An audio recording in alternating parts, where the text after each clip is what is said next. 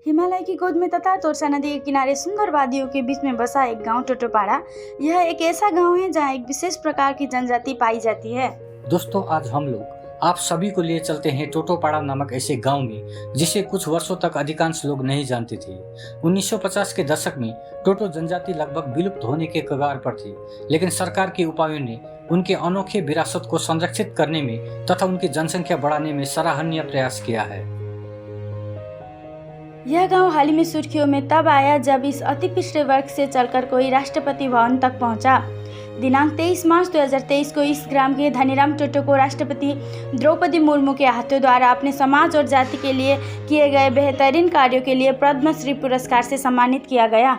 टोटो जनजाति एक ऐसी जनजाति है जो किसी भी तरह से अन्य जातियों से मेल नहीं खाती। इनका रहन सहन, खान पान, पारंपरिक वेशभूषा बिल्कुल ही अलग है। इस जाति के लोग भारत के केवल पश्चिम बंगाल के अलीपुरद्वार जिला अंतर्गत मादेरीहाट से 22 किलोमीटर दूर एक छोटे से गांव में रहते हैं। यह गांव भूटान और पश्चिम बंगाल के सीमा के दक्षिणी ओर हिमालय क्षेत्रों के नीचे तोरसा नदी के किनारे बसा हुआ है।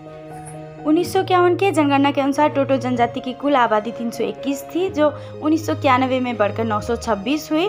वर्तमान में इनकी जनसंख्या लगभग 3000 है और सामूहिक रूप से अन्य जातियों को मिलाकर इस गांव की कुल जनसंख्या लगभग 6000 है। टोटो जनजाति मंगोलॉइड विशेषताओं से ओतप्रोत थी, जिनकी भाषा उप हिमालयी समूह के तिब्बती बर्मन परिवार से संबंधित है। पर्वतीय क्षेत्र होने के कारण यहाँ की मिट्टी कृषि के लिए उपयोगी नहीं है, लेकिन यहाँ सुपारी की पैदावार अच्छी होती है, जिससे सालाना थोड़ी बहुत कमाई हो जाती है।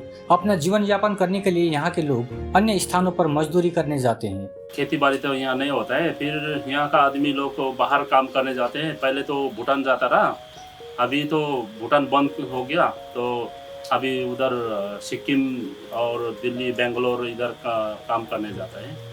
यहाँ के लोग मुख्यतः अपनी भाषा के अलावा हिंदी, नेपाली तथा बांग्ला भाषा बोलते हैं। गाँव वालों से प्राप्त जानकारी के अनुसार इस गांव में 2 प्राथमिक विद्यालय तथा 2 उच्च विद्यालय हैं, जिनमें बांग्ला माध्यम से पढ़ाई करवाई जाती है। उच्च शिक्षा के लिए यहाँ के बच्चे अपनी क्षमता अनुसार बीरपाड़ा कॉलेज या सिलगुड़ी की तरफ रुख करते हैं। कुल मिलाकर यहाँ का साक्षरता दर 50 से 55% है। साक्षरता दर कम होने का प्रमुख कारण है इस गाँव को मादेरीहाट से जोड़ने वाली जो सड़क है वह लगभग 7 से 8 किलोमीटर तक कच्ची है। कच्ची सड़क कई नदियों से होकर गई है और प्राय सभी नदियों में पुल नहीं है, अतः यातायात की समस्या इनकी शिक्षा में बाधक है।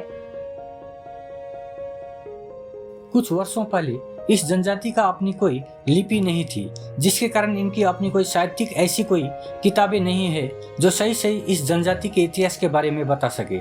ऐसे में इस दुर्गम गांव में हमें ऐसे व्यक्ति की जानकारी मिली जिन्हें हाल ही में 23 मार्च 2023 को राष्ट्रपति द्रौपदी मुर्मू द्वारा पद्मश्री पुरस्कार से सम्मानित किया गया है। वह व्यक्ति हैं धनीराम टोटो।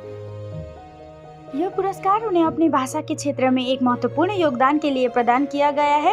उन्होंने अपनी भाषा की लिपि तैयार की है जो आगे चलकर टोटो जनजाति के लिए एक वरदान साबित हो सकता है। अपने कार्य को प्रगति देते हुए टोटो अंग्रेजी डिक्शनरी को तैयार किए हैं, जिसमें अब तक कुल 317 शब्दों का समावेश हो चुका है। उनकी जीवन के ऊपर एक किताब भी लिखी जा चुकी है जो कि बांग्ला भाषा में उपलब्ध है।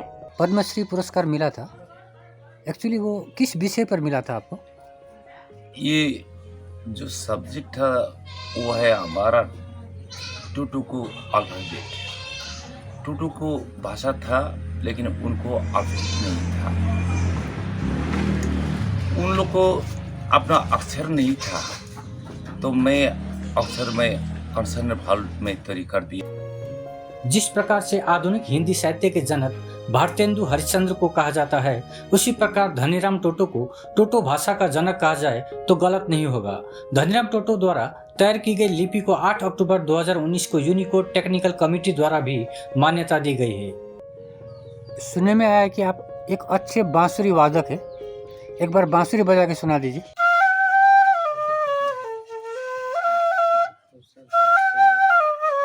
अभाव में रहने तथा कम पढ़े लिखे होने के बावजूद भी धनीराम टोटो ने अपने भाषा तथा जाति के लिए जो कार्य किया है वो काफी सराहनीय तथा प्रेरणादायक है।